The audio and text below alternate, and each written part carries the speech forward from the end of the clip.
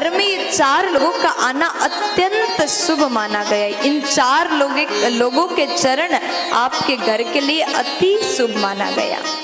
तो ध्यान से सुनिएगा, ये 4 लोग कौन हैं जिनके चरण घर में पड़ने से हमारे घर में सुख शांति आ जाता है। तो शास्त्र ने कहा इन 4 लोगों के चरण अगर आपके घर में पड़ जाए तो आपका घर वैकुंठ बन जाता है। सर्वप्रथम जामाता यानी दामाद, जमाई, जो भी आपके भाषा में बोलते हो वही आप मान लीजिए, सोच लीजिए, ठीक है। क्योंकि यहाँ पर मुझे बहुत से जगह से लोग सुन रहे हैं, बहुत से देश से लोग सुन रहे हैं। दामाद के चरण, ज्वाई के चरण, सबके भाषा में बोलो, मुझे बहुत 2-4 भाषा में तो पता है लेकिन बहुत सारे भाषा में नहीं पता, ठीक है। तो जामाता संस्कृत में बोलते हैं। दामाद के चरण अति शुभ माना गया। आपके घर में अगर दामाद साल भर में 1 बार भी आए तो दामाद के चरण घर में पड़ना अत्यंत शुभ है। आपके घर में सुख शांति आती है। इसलिए कभी दामाद का निंदा मत करो, जमाई का तिरस्कार मत करो, दामाद का सम्मान करो।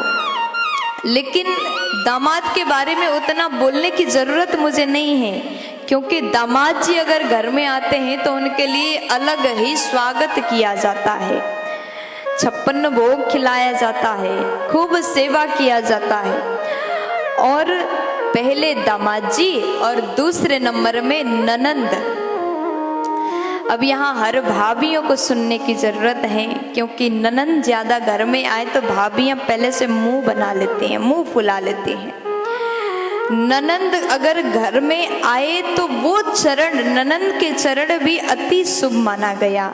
वो घर भी वैकुंठ हो जाता है जिस घर में दामाद आते हैं, जिस घर में ननंद आती है। इसलिए सब भाभियां जितने मुझे सुन रहे हैं, आपके घर में भी आपकी ननंद आ जाए तो मुंह मत बनाना, जितना हो सके सेवा करना, जितना हो सके 56 भोग उनको खिलाना और कहना कि बार बार आया करो। क्योंकि ननंद अगर घर में बार बार आए, ननंद भी समझदार होती है, साल भर में 1 बार आती हैं, और किसी किसी के बहुत जल्दी हफ्ते भर में 3 बार आ जाते हैं, है ना। तो ननंद का सेवा करो, इनका चरण भी अति शुभ माना गया। तीसरे नंबर में कहा भांजा, ननंद के बेटा, भांजा के चरण भी अत्यंत शुभ है। घर में अगर भांजा आए तो भगाना मत, उनसे रूठ करके बात मत करना। भांजा के चरण भी आपके घर के लिए शुभ है, उनको भी घर में आना चाहिए। और चौथे नंबर में गुरुजन, महापुरुष, संत महापुरुष। संत महापुरुष के चरण जिस घर में पड़ता है वो साक्षात वैकुंठ बन जाता है। और संतों के चरण जिस घर में हो जाए वो घर के भाग्य खुल जाता है, उस घर के लोग धन्य हो जाते हैं जिस घर में संत का चरण आ जाता है, चरण पड़ता है।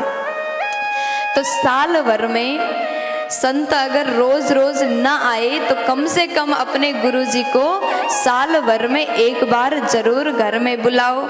365 दिन में अगर 1 दिन भी आपके गुरुदेव कोई संत महापुरुष आपके घर में प्रवेश अगर 1 दिन भी करते हैं तो 365 दिन तक वो घर में मकर संक्रांति आ जाता है।